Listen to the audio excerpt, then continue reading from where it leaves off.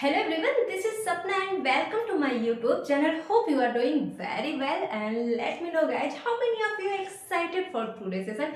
And I know everyone is so excited for this session. It's a Indian Express editorial analysis and everyone is so excited about this. So let's start the editorial analysis and your article is here. You can see on climate, India China are doing their fair share. In recent years, India China have often been unfairly painted as villains of the climate change story. Their advocacy of a larger carbon budget for countries that have historically had a low greenhouse gas footprints is often seen as an impediment to eliminating fossil fuel use. This criticism overlooks the progress made by these countries in achieving their developmental goals through the use of green technology.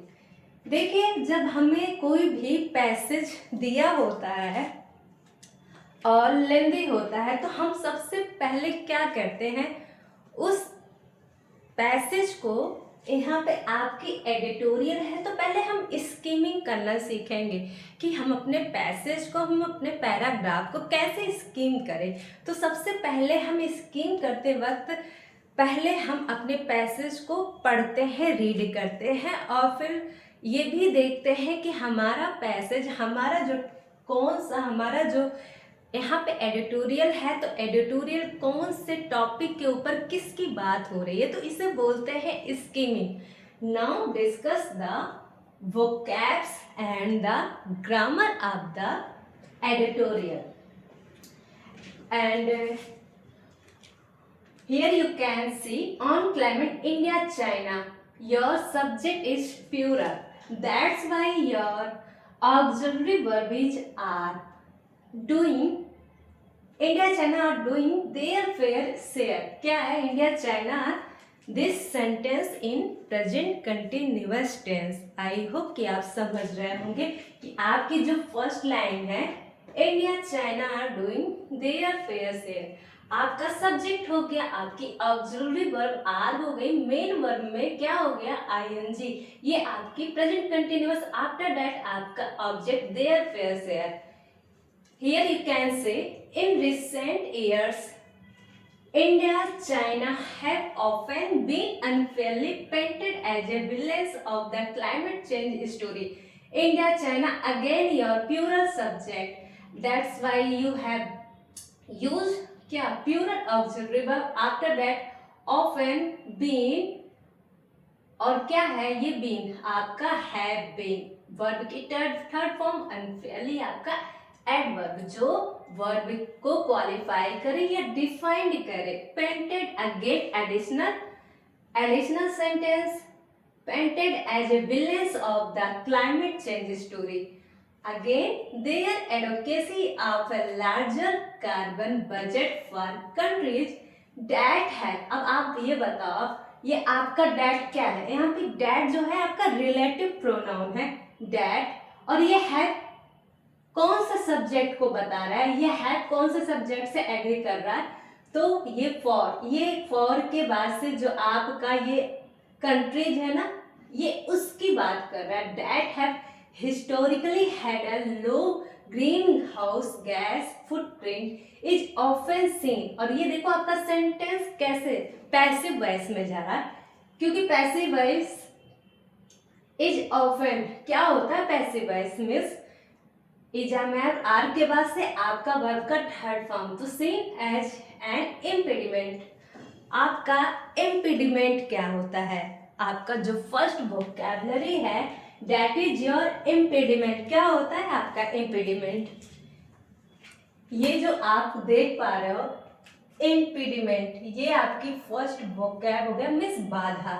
Impediment means बाधा होता है, या तो interrupt होता है या तो hindrance होता है, उसे बोलते हैं इम्पेडिमेंट। आप इसके सिनोनिम्स में इंटरप्ट भी लिख सकते हैं, INTERRUPT। क्या होता है इंटरप्ट। और क्या क्या हो सकते हैं इसके सिनोनिम्स में? हिंड्रेंस हो गया, ओके। सेकेंड हो गया हिंड्रेंस, HINDRANCE,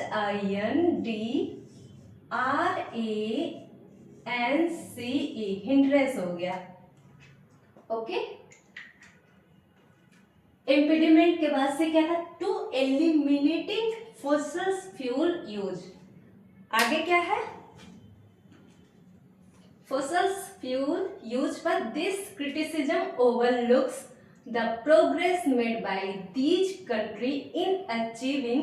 अब आपका प्रीपोजिशन इन आ गया, तो प्रीपोजिशन के बाद से जब आपको वर्ब आए ना, तो उस वर्ब को नाउन बनाना होता है, उस प्रीपोजिशन का एक ऑब्जेक्ट होना चाहिए। तो और ऑब्जेक्ट बनने के लिए वो पार्टिसिपल मतलब प्रेजेंट पार्टिसिपल होता है, एक तो पास्ट होता है। तो यहाँ पे ये जो अचीविंग है ना, आपका क्या है? प्रेजेंट पार्टिसिपल हो गया। इन अचीविंग मतलब आपको वर्ब में आईएनजी जोड़ने पे, जब we will discuss in grammar verb, तो वहाँ पे हम बहुत डीपली डिस्कस करेंगे क्या होता है पास्ट पार्टिसिपल, क्या होता है प्रेजेंट पार्टिसिपल।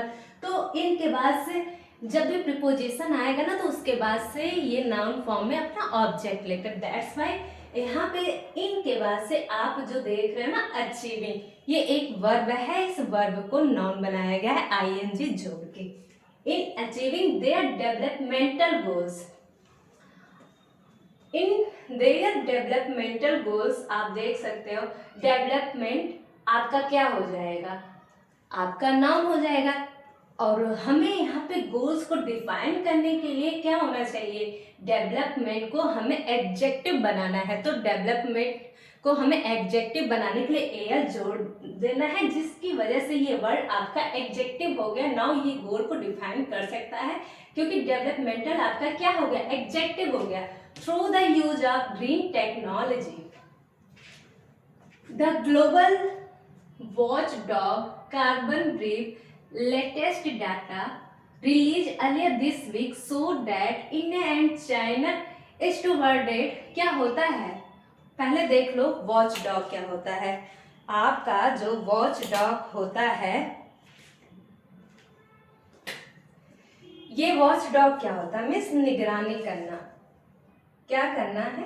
निगरानी, जो देखता है हर एक चीज को, निगरानी करना होता है, ओके। इसे बोलते हैं वॉच डॉग या निगरानी। और नेक्स्ट है ना steward, latest data release earlier this week so that record breaking renewable energy capacity additional. लेकिन इसके पहले जो ये वर्ड है ना स्टूवर्डेड, क्या है ये? स्टूवर्ड मीन्स होता है आपका प्रबंधक। क्या होता है स्टूवर्ड? मीन्स प्रबंधक या मैनेजर आप बोल सकते हैं, या डायरेक्टर मीन्स प्रबंध करना। तो यहाँ पे आप बोलोगे प्रबंधक। स्टूवर्ड STEW मीन्स प्रबंधक, या आप मैनेजर बोल सकते हैं, MENGER, मैनेजर या डायरेक्टर, ये इसके सिनोनिम्स में आ जाएंगे। स्टूवर्ड या मैनेजर या director, okay. The birds renewable energy expansion in 2025,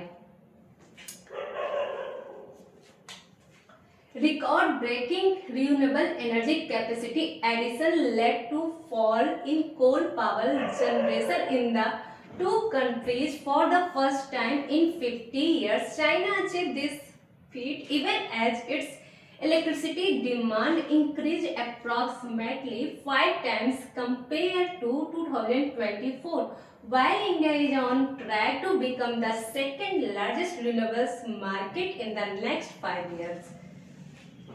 तो ये आपको ऐसे अपने पैसेज को क्या करना पड़ेगा? स्कीम करना पड़ेगा। पैसेज स्कीम करते टाइम आपको पैसेज क्या करना पड़ेगा? स्कीम करना पड़ेगा। स्कीम में हम देखते हैं कि हमारा जो पैसेज है, हमारा जो एडिटोरियल है, कौन से टॉपिक के ऊपर बात कर रहा है।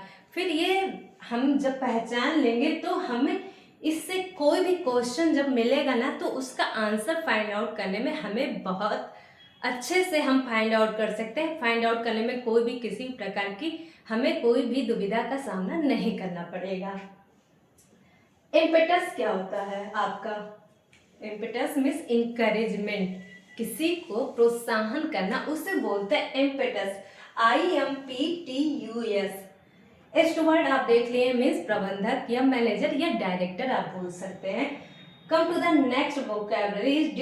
डिसमिसल मीन्स किसी को रिमूव कर देना, उसके काम से रिमूवल होता है डिसमिसल, तो वही होता है dismissal. Come to the next is intermittency. Intermittent रुक रुक कर होता है ना, तो वही लिखा है इंटरमिटेंसी। INTERMITTENCY, इंटरमिटेंट या इंटरमिटेंसी आप बोल सकते हैं। दूसरा है ओवरकम मीन्स किसी चीज पे विन या काबू कर लेना, उससे बोलते हैं, या वैनक्विश बोल सकते हैं, जीत हासिल कर लेना या काबू कर लेना। नेक्स्ट है heft, HEFT। Heft means weight या भार। आई होप आपको एडिटोरियल एनालिसिस मैंने यहाँ पे जो लिखा हुआ है आपको समझ में आ गया है। स्कीम कैसे करते हैं, वहाँ से ग्रामर को कैसे निकालते हैं, वोकैब को कैसे पढ़ते हैं, आपको समझ आ गया होगा। अगर आपको इस सेशन से रिलेटेड कोई भी डाउट या क्वेरी हो तो आप अपने कमेंट सेक्शन में लिख सकते हैं। Thank you for watching it.